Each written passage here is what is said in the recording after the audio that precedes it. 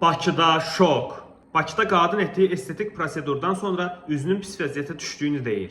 Bu barədə sosial şəbəkədə məlumat yayıb. Qafqaz Info həmin qadını taparaq problemi ilə maraqlanıb. Çimnaz Əhmədova saytımıza açıqlamasında bildirib ki, prosedur üçün SG Estetik Mərkəzinin kosmetoloqu Əmrah Mehdiyeva Moyomed klinikasına müraciət edib.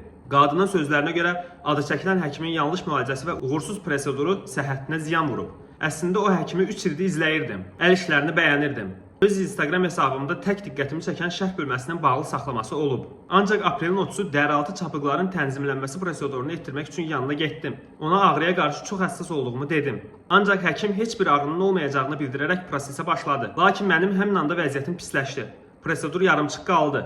Bu prosesi etdikdən sonra tanışlarım dedi ki, o həkim yox, bərbərdir. Şikayətçi həmçinin qeyd edib ki, bu proses üçün həkimə ümumilikdə 1045 manat ödəniş edib. Mənə əvvəl məbləği aşağı demişdi. Sonra dəyişdi. Nəticədə 1045 manat ödəniş etdim. Hətta ödənişin kartına göndərilməsini istəyərək terminalın işləmədiyini bildirdi. Ödənişə dair qəbzlər məndə mövcuddur. Hazırda üzüm iltihablı və şişkindir. Yaşayacağım bəlli deyil. Mən üzümü əvvəlki vəziyyətinə qaytarmaq üçün ödənişi tələb edirəm. Başqa insanlar da görməlidir ki, onların başına da bu hal gəlməsin. İddialarla bağlı qarşı tərəfin mövqeyini öyrənmək üçün Əmrah Mehdiyevlə əlaqə saxladıq. Kosmetoloq isə belə cavab verib. Biz bu məsələni hüquqi müstəvidə həll edəcəyik. Həmin xanım klinikamızda 2 dəfə olub. İlk dəfə gəldikdə biz onu uzaqlaşdırmışdıq. İkinci dəfə gəldi. İndi də belə bir problemlə üzləşirik. Dedikləri əsassızdır və bu sadəcə şər böhtandır. Müalicənin isə dərhal effekt verməsi təbii ki, qeyri-mümkündür. Otaqda kamera var. Onun dediklərini sübut kimi təqdim edə bilərik.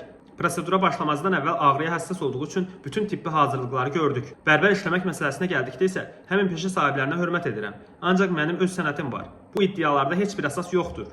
Məsələ ilə bağlı Səhiyyə Nazirliyinin Analitik Ekspertiza Mərkəzinə də sorğu ünvanladıq. Qurumdan müraciətimizə cavab olaraq bildirildi ki, istənilən həkimdən şikayət edilməsi mexanizmi üçün şikayətçi rəsmi müraciət daxil olmalıdır.